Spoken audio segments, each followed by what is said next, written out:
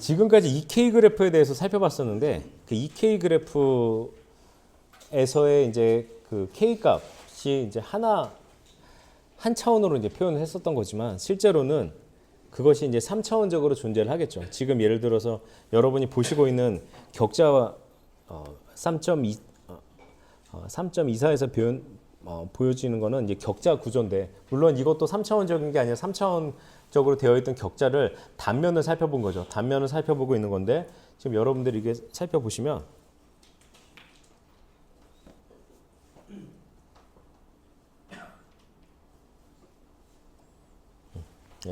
살펴보시면 그러니까 방향성을 이제 살펴보는 거예요. 이 격자 구조가 있는데 이 격자 구조를 볼 때 우리가 이쪽 방향으로 살펴보게 되면 격자들이 어떻게 있는 것처럼 보이냐면 격자 하나가 있고 이러한 갭이 있고 격자가 하나 있고 이러한 갭이 있는 구조로 표현된 것을 확인할 수 있어요. 그럼 전자들이 이동할 때 이러한 격자들이 이러한 상태로 배치를 하고 있으니까 나에게 미치는 영향도 저러한 상태가 되겠구나라고 생각하겠지만, 만약에 전자들이 다른 방향으로 이동을 한다면, 특히나 지금 이쪽 방향으로 이동한다면 그 방향에 대한 것은 우리가 이렇게 100, 110 이런 식으로 디렉션을 우리가 설명해 주고 있죠. 앞에서 결정 방향이라고 그래서 앞에서 설명됐던 내용들을 여러분들이 참고하시면 되겠습니다. 자, 110 혹은 100 방향의 예가 이렇게 주어지고 있는데, 지금 110 방향으로 살펴본다면 격자들 사이에 어떤 갭이 없어요. 그래서 이쪽으로 지나간다라고 보면 원자가 있네, 또 붙어서 있네, 또 붙어서 있네, 또 붙어서 있네, 또 붙어서 있네, 이렇게 느껴진다고요.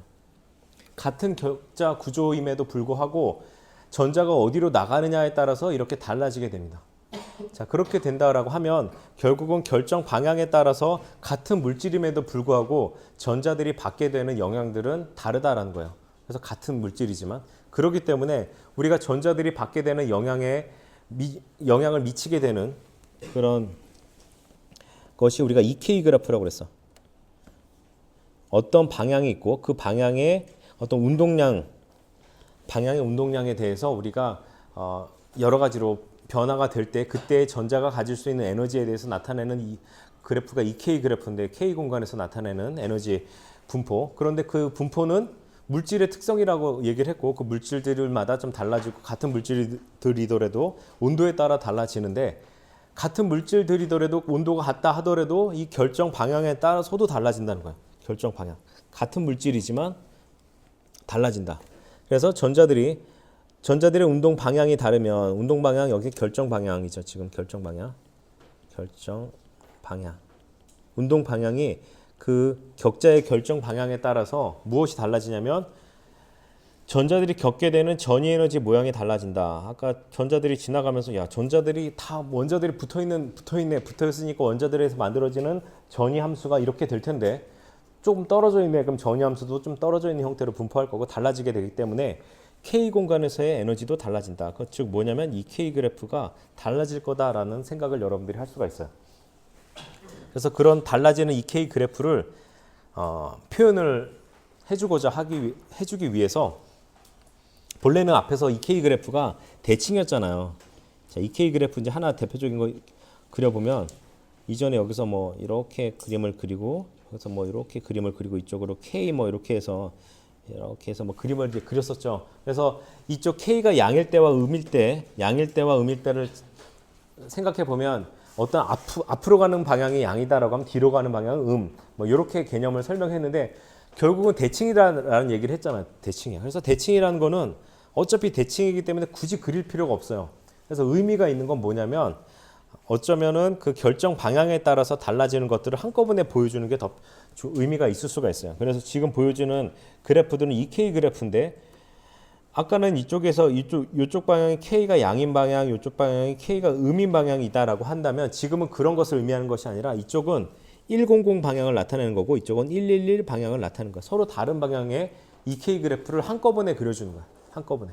그럼 대칭되는 반대편은 어차피 똑같이 나올 거니까 그려주지 않고 양쪽 한 면만을 그려주게 됩니다. 자, 이렇게 보시면 지금 갈륨 메소나이드의 갈륨 비소의 그래프를 보여주고 있는데 100 방향으로서는 이런 모양이 만들어지고 111 방향으로는 이런 모양이 만들어진대요. 그리고 마찬가지로 이렇게 컨덕션 밴드도 이렇게 만들어진대.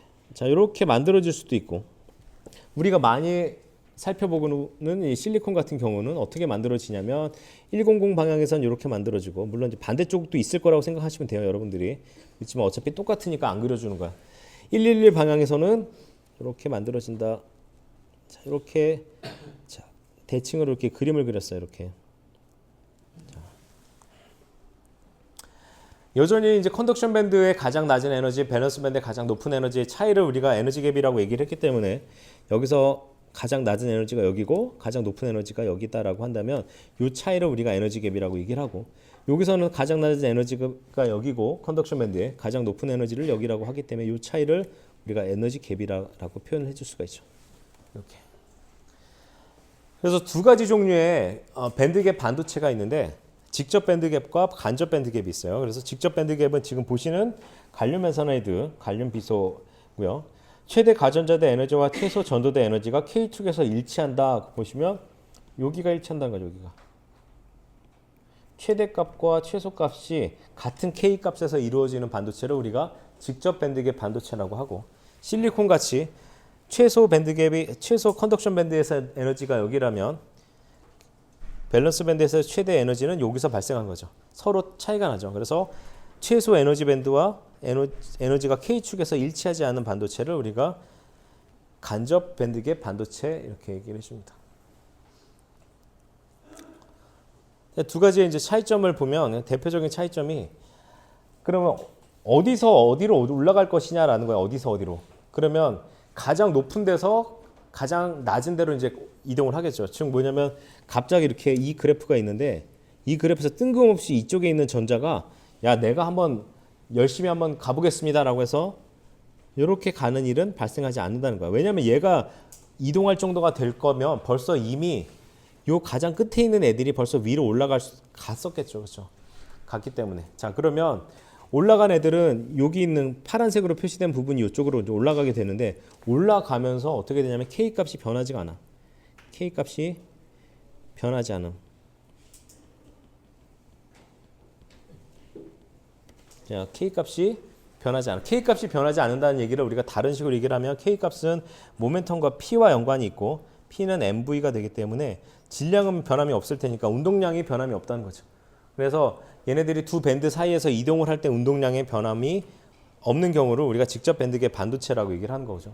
움직이지 않았던 애들은 여전히 움직이지 않은 상태로 올라가게 되는 겁니다. 근데 간접 밴드갭 반도체인 경우에서 살펴보면 누가 가게 되냐면 얘가 가게 된단 말이에요. 얘가 가긴 가는데 올라갈 때 어디로 가야 되냐면 나 위로 올라갈래. 너무 높아. 갈 수가 없어. 그럼 얘는 어쩔 수 없이 일로 갈 수밖에 없어요. 자, 일로 갈 수밖에 없어요. 일로 가게 되면 어떻게 되냐면 K값이 증가하는 거죠. 자, K값 증가라는 게 뭐냐면 P값으로 생각해보면 MV 하면 운동량이 아까는 0이었다가 K가 0이었다가 K가 0이 아닌 값이 된다는 거는 뭔가 가만히 있던 애가 움직였다는 얘기야. 가만히 있던 애가 움직였다는 얘기는 외부로부터 예를 들어서 아까 같은 직접 밴드갭 반도체로 생각해보면 여기에 온도가 주어지고 0K가 주어져서 야 너 위로 올라가. 그럼 그 열 에너지를 받아서 온전히 다 어디에 쓰냐면 내가 위로 올라가는 데 쓴다라고 얘기를 한다면 지금 간접 밴드갭 반도체에서는 온도가 T 이퀄 0K라고 뭔가 주어졌다. 0K 이상이다라고 주어졌을 때 그 온도가 위로 올라가는 데 쓰는 것뿐만 아니라 위로 올라가기 위해서 어쩔 수 없이 우리가 K값의 증가분에도 우리가 그 에너지가 사용을 하겠죠. 그래서 두 에너지 사이를 전이할 때 전이라고 하면 이동한다는 거죠. 그렇죠. 어떤 전이할 때 K값의 불일치량 자 0에서 증가된 그 값 운동량의 차이가 보존되어야 된다라는 얘기는 그 차이만큼 에너지를 소비한다는 거죠. 외부에서 받은 에너지. 그러니까 위로 올라갔어. 올라가고 나서 야 너 올라가는데 몇 계단 몇 층 올라갔으니까 얼마만큼 올라갔으니까 이만큼 돈을 썼을 거 아니야 라고 했는데 알고 봤더니 돈을 더 썼어. 왜 더 썼느냐? 보면 얘는 K값이 증가했으니까 K 값이 증가한 만큼의 얘가 운동 에너지가 증가했을 테니까 그 증가한 만큼을 또 더 쓴 거죠. 그러니까 그만큼의 양들까지도 고려를 해줘야 된다는 거야. 그래서 전체적으로. 그래서 운동량의 차이가 보존돼야 된다는 거죠. 그러니까 운동량의 차이만큼 그 상단으로 가는 에너지가 더 필요하다. 혹은 상단으로 가는 에너지의 운동량의 차이만큼도 포함되어 있어야 된다. 이런 내용.